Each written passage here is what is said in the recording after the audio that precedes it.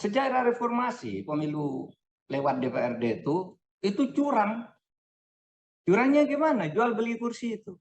Saudara masih ingat sejak tahun 99 di mana pemilu belum serentak, pilkada belum serentak lewat DPRD itu jelas di situ jual beli kursi agar orang bisa dapat dukungan harga suara di DPRD sebesar sekian.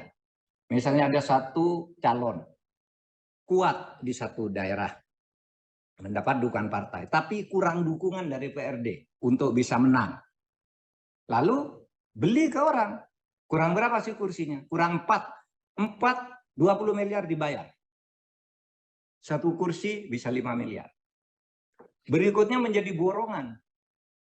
Borongannya itu per partai sekian beli jadi.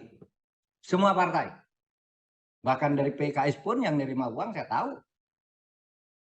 Karena lapor yang membayar itu, yang katanya bersih itu sama. Pada waktu itu pikirannya pokoknya uang gitu. Nah, maka lalu kita marah waktu itu. Kalau gitu mari kita lewat pilihan langsung saja. Sesudah pilihan langsung tambah jelek. KPU-nya, Bawaslu-nya apa itu punya secara terstruktur. Bukan lagi sekarang borongan kepada partai politik, tapi KPUD di mana-mana bisa dibeli.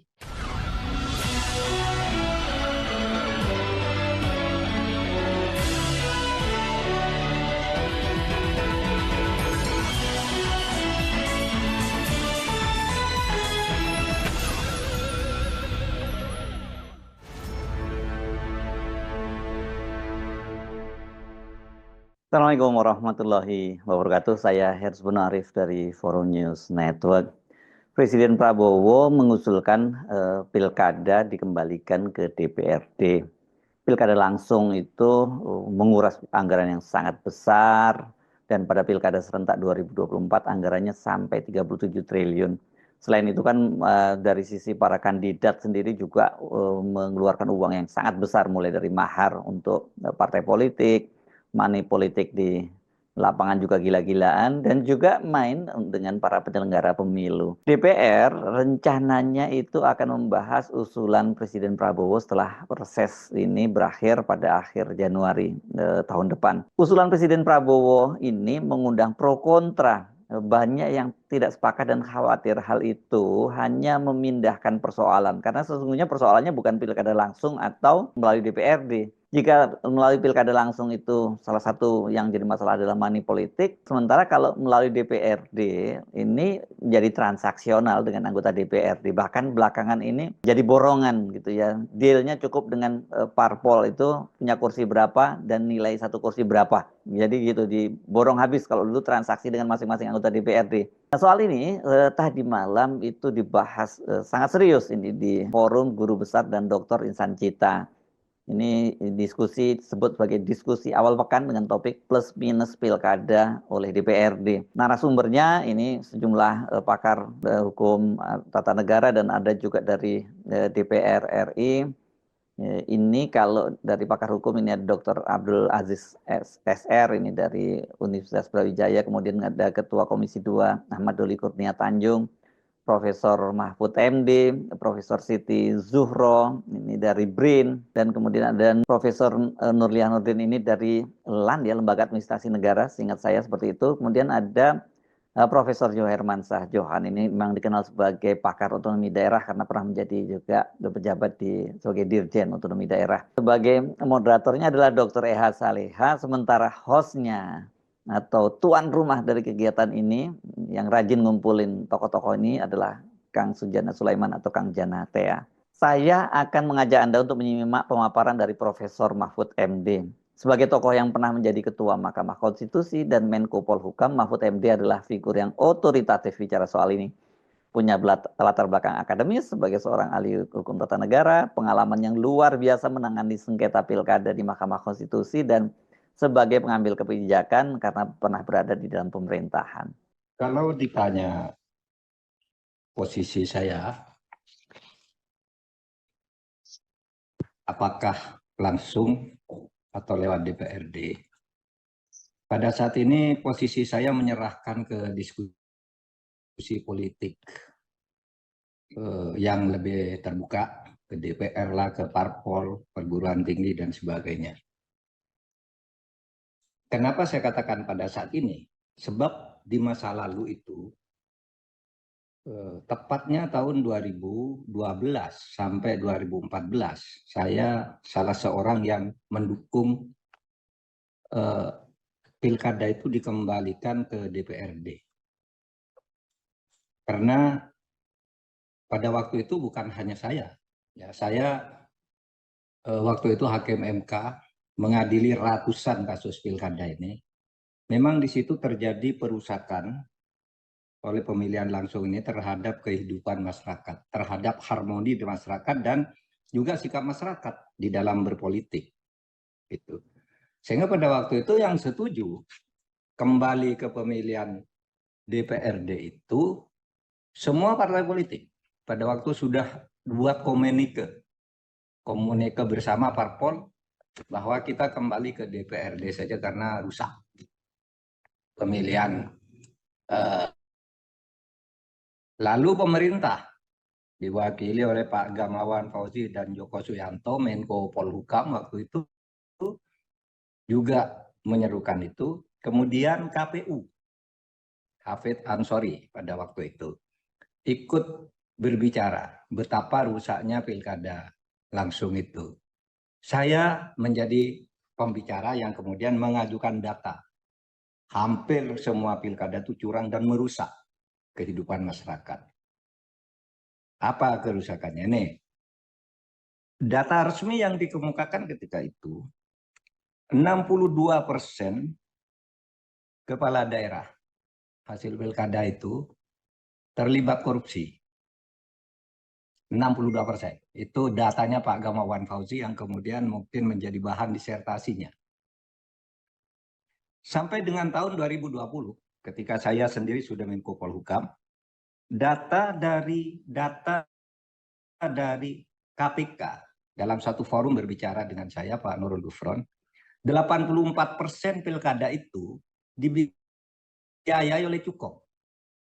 Dan ketika dia menang atas dukungan Cukong, maka kemudian konsesi-konsesi akses terhadap APBD, akses terhadap APBN yang untuk proyek di daerah itu harus dibuka untuk para Cukong. Termasuk lisensi-lisensi untuk perizinan sumber daya alam.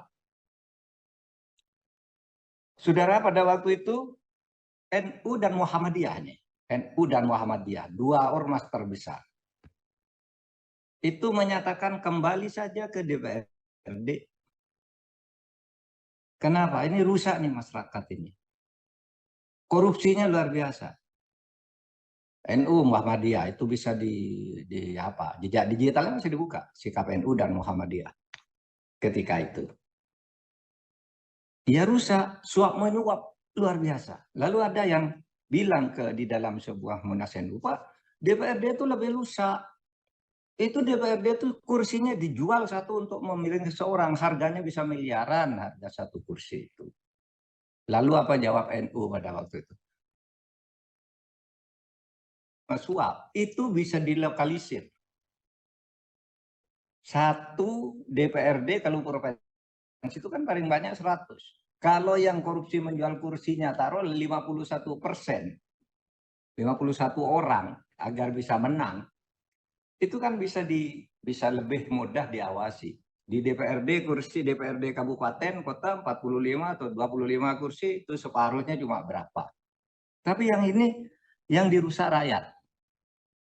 Nah, oleh sebab itu saya katakan pada waktu, ya udah kembali aja ke DPRD. Dan tidak sulit ketika diputus di DPRD itu, ya, bahwa undang-undang itu disetujui oleh semua parpol, bahkan di DPR juga itu sudah disetujui di tingkat 1, di tingkat 2 di voting. Di PDIP kemudian walk out. Tapi tetap menang.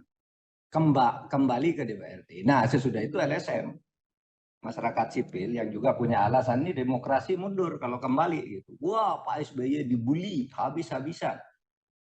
Pak SBY dibully, Anda sudah merusak demokrasi, Anda berhasil membangun banyak hal untuk politik Indonesia, tapi pada saat Anda mau turun, Anda sudah merusak demokrasi ini. Dibully habis, sampai yang saya baca di pemberitaan, Pak SBY terbang ke Amerika di pesawat itu tidak bisa tidur, seperti keruh wajahnya, bahkan dia mengatakan menangis. Nah, begitu mendarat di Amerika, Pak SBY lalu bilang, saya akan ikut suara rakyat. Akan ikut suara rakyat. Kenapa? Kalau rakyat menghendaki pemilihan langsung, akan turut agar pemilihan langsung tetap. Persoalannya sekarang, gimana Pak itu sudah disahkan oleh DPR melalui voting yang menangnya menang telak. Lalu dijawab oleh Pak Sudi Silalahi waktu itu dari Amerika. Presiden tidak akan menandatangani RUU yang sudah disetujui itu. Nah, waktu itu kami banyak yang berteriak. Saya berteriak juga pada waktu itu. Apa? Pak, kalau tidak ditandatangani, undang-undang itu berlaku dengan sendirinya. Berdasar pasal 20 Undang-Undang Dasar tahun 1945, pasal 20 ayat 5 bunyinya itu, sebuah RUU yang sudah disepakati oleh pemerintah dan DPR harus ditandatangani oleh Presiden. Tetapi kalau dalam 30 hari tidak ditandatangani, maka tidak perlu ditandatangani. Jadilah dia undang-undang. Ini sejarahnya. Terus singkatnya Presiden SBY pulang ke Indonesia, tanda tangan RUU itu tanggal 29 September. Tanggal 29 September dia tanda tangan. Kemudian tanggal 2 hari kemudian diundangkan oleh Menkumham, tanda tangannya oleh Presiden 29 September, undang-undang itu diundangkan tanggal 2. Tapi pada tanggal 2 itu juga Presiden mengeluarkan Perpu yang mencabut undang-undang yang dikeluarkan hari itu. Ini persoalan politik. Gitu. Nah, saudara sekalian, kenapa? Kenapa? Ini kan soalnya gitu. Kenapa dulu kita mau kembali ke DPRD dan pernah pemilu langsung ini? Sejarah reformasi pemilu lewat DPRD itu curang. Curangnya gimana? Jual beli kursi itu. Saudara masih ingat? Sejak tahun 99, di mana pemilu belum serentak, pilkada belum serentak, lewat DPRD, itu jelas di situ jual beli kursi. Agar orang bisa dapat dukungan, harga suara di DPRD sebesar sekian. Misalnya ada satu calon, kuat di satu daerah, mendapat dukungan partai, tapi kurang dukungan dari DPRD untuk bisa menang.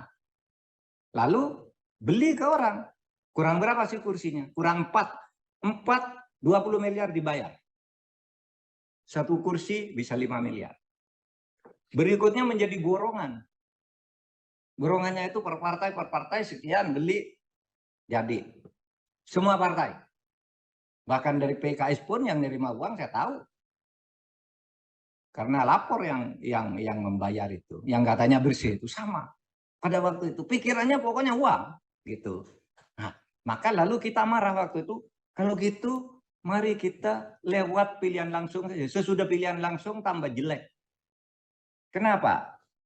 Karena kalau di dalam pilihan lewat DPRD itu belinya,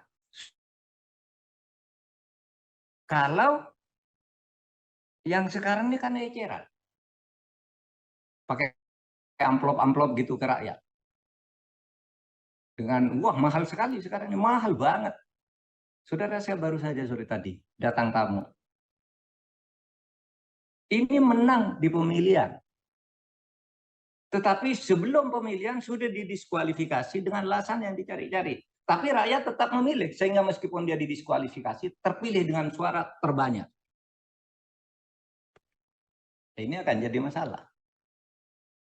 Tetapi apa? Ini permainannya lewat KPU. KPU mendiskualifikasi dia atas perintah Bawaslu daerah. Bawaslu daerah itu ditengarai dan akan dibuktikan di pengadilan dikendalikan oleh seseorang yang punya uang. KPU-nya, Bawaslu-nya apa itu punya secara terstruktur.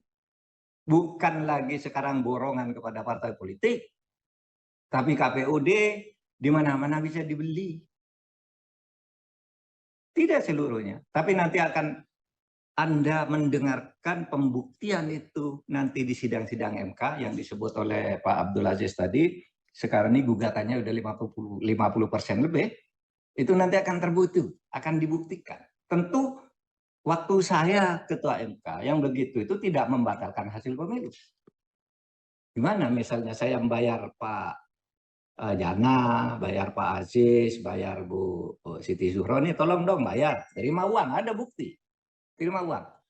Tapi tidak ada bukti bahwa di balik suara Anda nyoblos. Sehingga MK katakan ya itu tidak membatalkan dong. Terus apa? Ya kita catat ini terjadi pelanggaran pidana. Sehingga pilkadanya waktu itu saya nyatakan menang, misalnya Provinsi Banten, Bengkulu, menang. Tapi Anda melakukan korupsi di situ, kita kasih ke PK. Masuk. Sekarang tidak ada yang begitu-gitu.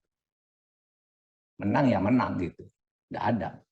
KPK-nya tidak bertindak juga, dilaporkan sudah menang, itu urusan. Dan banyak dulu, Tumohon itu. Ya saya menangkan. Dia di penjara terpilih Tumohon itu. Terus saya katakan, pemilihannya sah dok, karena KPU sudah dan ini syarat-syarat dipenuhi sebelum dia masuk penjara. Terpilih. Tapi kita sarankan ini karena terpilih tapi udah terpidana, dilantik. Dilantiknya dilantik di penjara. Tapi dilantik jam 11, jam 12 dipecat.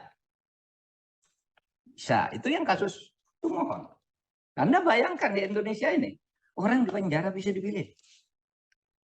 Nggak ikut kampanye, menjelang kampanye masuk penjara dia karena terbukti secara sah dan meyakinkan dan inkrah kemudian terpilih.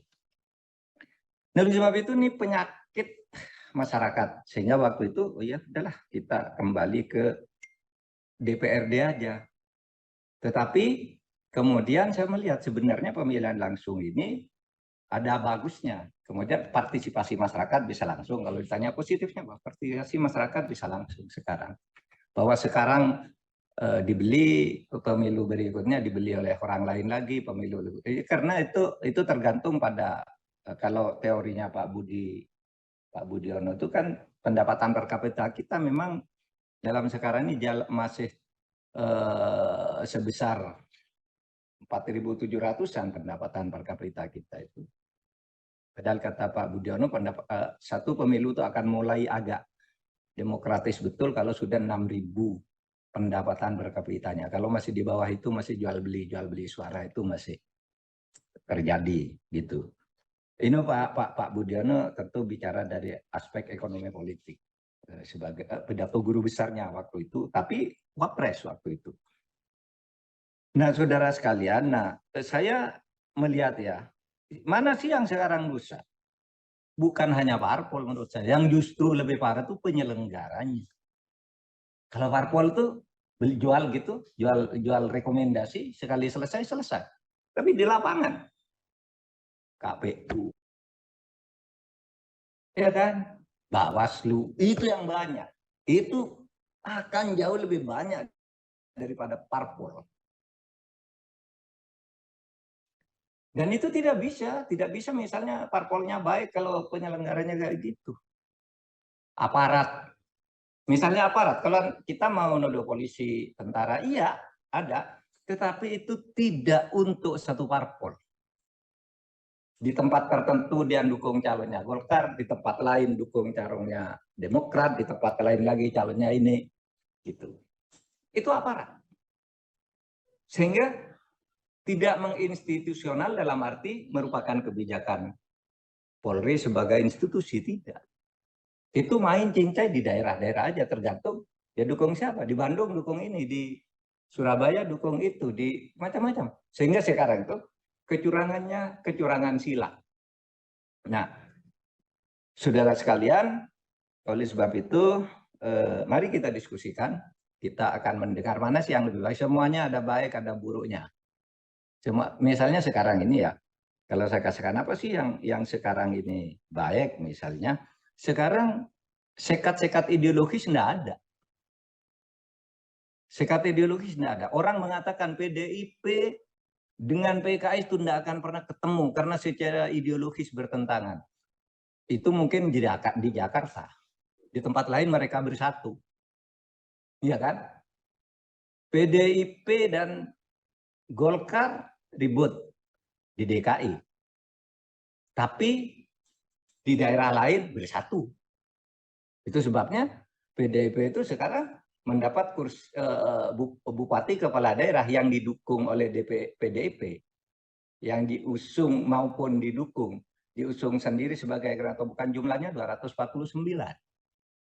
Anda tidak bisa bayangkan kalau misalnya lihat di Pilpres, itu kayaknya musuhan betul. Di daerah-daerah enggak, cair. Dan itu baiknya pemilihan langsung. Nggak bisa dihegemoni. Kalau pemilihan lewat DPRD, hegemoninya gampang nanti. Dia dicincai lewat pusat, habis tuh. Itu juga sebabnya dulu, kenapa DPRD yang sudah disetujui sebagai tempat pemilihan itu sebagai jalan terbaik. Karena pada waktu itu, meskipun sudah disepakati, terjadi peristiwa politik yang tragis. Tahun 2014 itu, nah, pada saat proses pengesahan itu terjadi Pilpres. Pilpresnya, pilihan presidennya yang menang. Waktu itu Pilpres dan Pilkada, nah, Pilpres dan Pileg itu kan sama dengan sekarang. Tapi hasilnya berbalik. Pilpresnya yang menang Pak Jokowi, legislatifnya yang menang koalisi merah putihnya Pak Prabowo. Sehingga ada kekhawatiran, Pak Jokowi ini kuat nih di eksekutif, tapi kalau DPRD-nya dikuasai Pak Prabowo dari pusat sampai ke daerah, pemerintah tidak akan stabil. Dan pada waktu itu memang koalisi merah putih kan menyatakan, wah kalau gitu kita kuasai DPRD. Sudah diatur tuh. Ada tuh berita diatur, kita kuasai. Di mana kita paling banyak kita bagi. Di sini kasih koalisi kita yang ini, di sini bagi-bagi. Sudah koalisi merah putih menang. Di situ lalu ada kekhawatiran PDIP yang tadinya menolak, yang tadinya menjadi pelopor pemilihan lewat DPRD itu berbalik. Biar pemerintahan Pak Jokowi stabil, sekarang pemilihannya langsung aja lagi. Nah, itulah kemudian mendapat sambutan dari LSM, atau LSM yang mengusulkan disambut oleh PDIP, disambut juga oleh NU dan Muhammadiyah. Betul katanya. Yang tadinya dukung itu balik. Nah, itulah sebabnya lalu Pak SBY terpepet. Meskipun beliau ini pelopor kembali ke DPRD dulu bersama Gamawan Fauzi. Tapi terpepet, akhirnya dia pulang ke Indonesia itu. Saya ikut rakyat saja. Nah, ini artinya apa? Artinya desakan publik, media sosial, dan sebagainya sekarang sudah berperan untuk melakukan perubahan-perubahan atau arah politik yang besar. Termasuk itu tadi contohnya, dan yang akhir-akhir ini juga. Sehingga pembicaraan ini tentu saja akan sangat dipengaruhi bagaimana opini publik, medsos, gitu, ikut berbicara ini. Nanti akan ikut menentukan ke depan. Jadi kalau kita menyimak apa yang disampaikan oleh Profesor Mahfud MD itu memang ini semua serba salah, nggak ada yang benar. Makanya Profesor Mahfud MD tadi menyatakan posisinya netral dan dia mengajak untuk didiskusikan. Sesungguhnya kalau kita bisa simpulkan, intinya yang rusak itu adalah kualitas moral bangsa, standar etik bangsa ini ya, mulai dari politisinya, petinggi partai, penyelenggara, pemilu, termasuk pemerintah, dan bahkan rakyatnya itu semua sudah rusak. Kita ingat dulu mentalitas menerabas begitu kalau dalam bahasa antropologinya Profesor Kunchoro-Ningrat ya. Para politisi dan penyelenggara pemilu itu semuanya transaksional, doyan makan suap. Sementara rakyatnya pun juga permisif ini kan dengan money politik gitu. Bahkan money politiknya ecek-ecek levelnya sampai bansos seperti itu, dan aparatnya juga dengan mudah digiring untuk memenangkan kandidat tertentu. Jadi mau pilkada langsung atau kembali ke DPRD tetap sama-sama rusaknya. Selama mental bangsa ini tidak diperbaiki terlebih dahulu. Tidak punya etika, ini tidak bermoral. Ini bahkan kalau di zaman era Pak Jokowi mulai dari atas, mulai dari presidennya ya, sampai ke rakyatnya. Nah, ini kalau level para pengambil kebijakan itu kalau ada undang-undang yang menghalangi, undang-undangnya diubah. Itu seperti kasus pencawapresan Gibran ya, dan diubahnya melalui Mahkamah Konstitusi. Kalau tidak ada undang-undang yang mengaturnya, undang-undangnya dibikin tinggal dibuat sesuai dengan keinginan mereka, gitu ya. Kalau dalam kasus misalnya Omnibus Law, itu kan menguntungkan para oligarki, para pemilik modal, dan anggota DPR-nya tinggal dipesan aja, diorder aja. Ruwet kan ya. Kita ini seperti terjebak dalam sebuah labirin gelap dan membingungkan. Kita nggak tahu mau melangkah kemana dan semuanya itu serba salah. Saya Hersbunu Arif dari Forum News Network. Sampai jumpa lagi. Wassalamualaikum warahmatullahi wabarakatuh.